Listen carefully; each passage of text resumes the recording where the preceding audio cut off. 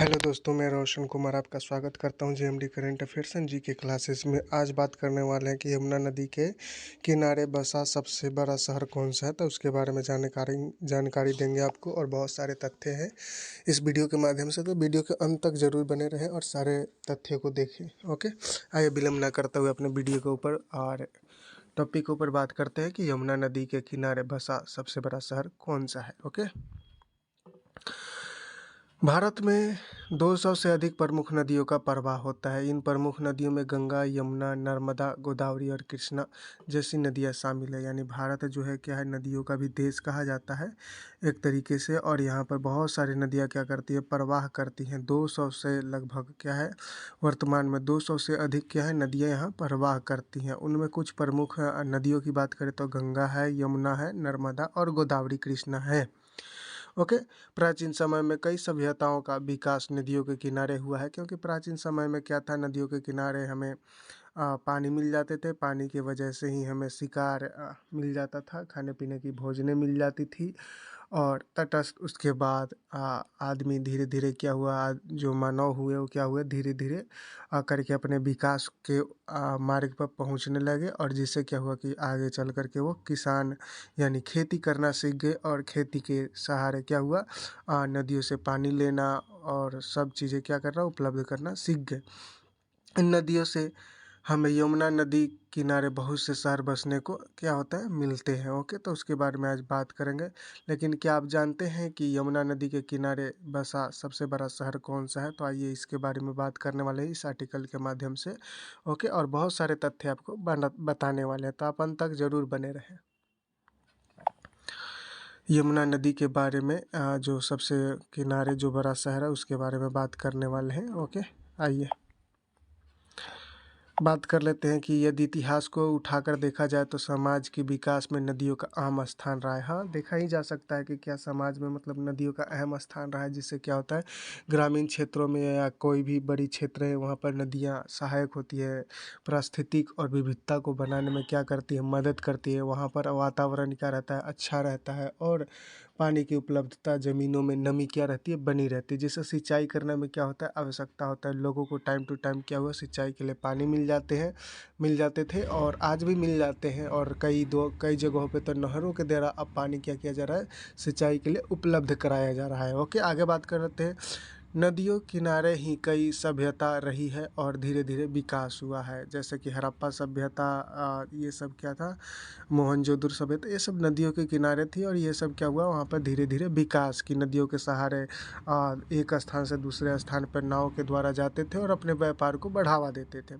ऐसे में दुनिया के इतिहास में नदियों के योगदान का दरकिनारा नहीं किया जा सकता। यानी उन्हें महत्व नहीं, कम महत्व नहीं देना चाहिए, ज़्यादा महत्व है उनका। और भारत में वर्तमान में लगभग कितनी 200 से अधिक क्या है, प्रमुख नदियों का प्रवाह है भारत देश में। ओके, आगे बात कर लेते हैं। इन प्रमुख नदियों की बात करते हैं, इनमें गंगा, यमुना, नर्मदा, गोदावरी और कृष्णा जैसी प्रमुख नदियाँ हैं। और ये सबसे प्रमुख नदी है। और गंगा नदी की बात कर ले तो गंगा नदी सबसे बड़ी लंबी नदी है और इसकी कुल लंबाई है 2525 किलोमीटर। ओके, तो इसको ध्यान रखेंगे। यमुना नदी की बात कर ले तो यमुना नदी के किनारे कई प्रमुख शहरें बसे हैं, जो आर्थिक और औद्योगिक गतिविधियों के महत्वपूर्ण है।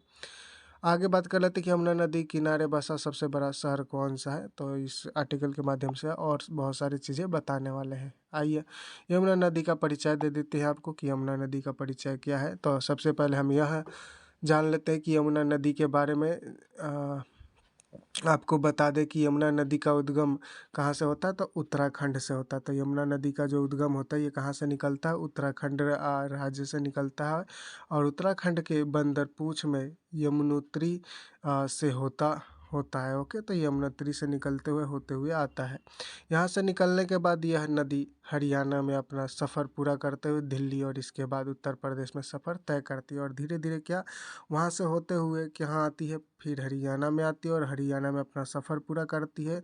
और उसके बाद दिल्ली में प्रवेश करते हुए फिर उत्तर प्रदेश में प्रवेश करके सफ़र तय करती है।